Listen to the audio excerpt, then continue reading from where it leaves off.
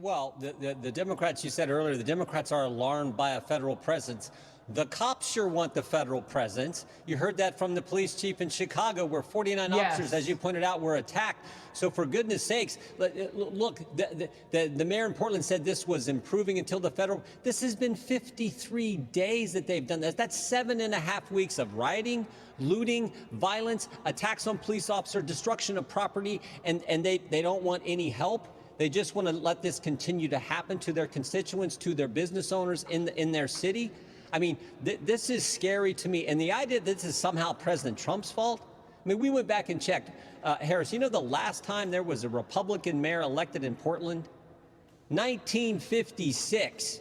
I mean, that was long before you were born, and it was even before I was born. So this, every member of the city council in Portland, Democrat, no Republican. So how is this a Republican problem? This is scary what's going on. What Democrat mayors, Democrat governors are allowing to happen to their cities, to their constituents, is frightening. And I know that these cops, just like the police chief in Chicago said, the officers certainly like federal help there to have them deal with the situation that they've encountered now for 53 days in the city of Portland. You know, I am curious because it would seem that all of this started as a conversation that the nation was ready to have about police reform. And we've gone far afield from that. I interviewed Senator Tim Scott, on my special last night on all of this. And, you know, the thing that confuses me now as we get back to work and it's Monday, a fresh new week, is that Democrats have said that they really want to put off that police reform.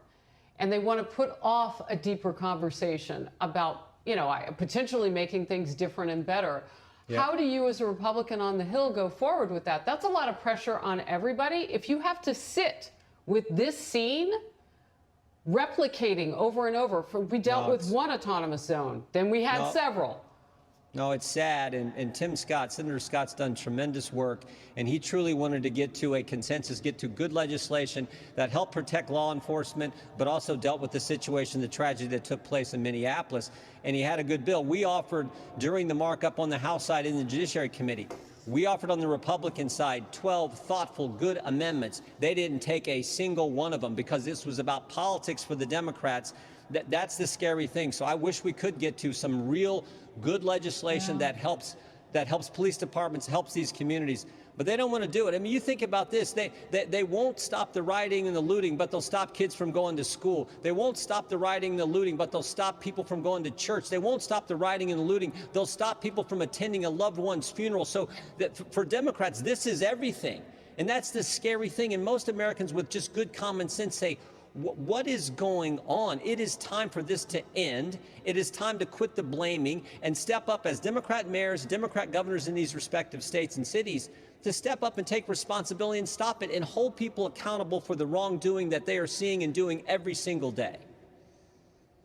You know, it's interesting. We're seeing people get on the same page among the citizenry, and we don't want to break everything around race and culture.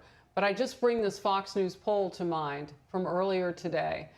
Blacks and whites are baseline the same, 80 and 81%, on the issue of law and order and what's happening in our streets today. Of course. The critical nature. We are in it together. Yeah, we sure are.